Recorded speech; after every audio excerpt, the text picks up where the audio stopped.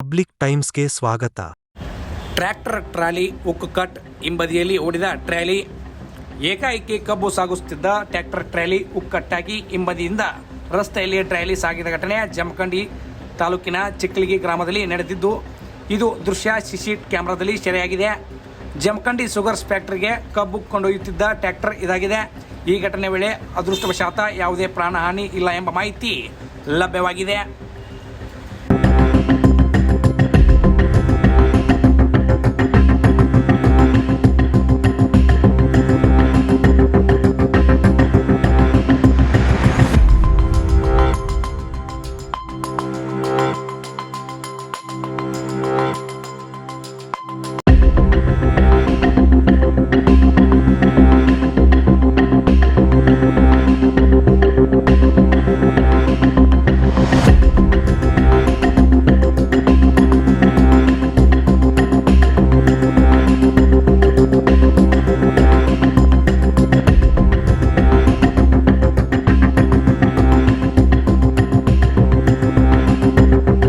ಇನ್ನಷ್ಟು ಸುದ್ದಿಗಳನ್ನು ನೋಡಲು ಪಬ್ಲಿಕ್ ಟೈಮ್ಸ್ ಸಬ್ಸ್ಕ್ರೈಬ್ ಮಾಡಿ, ಬೆಲ್ ಬಟನ್ ಒತ್ತಿ.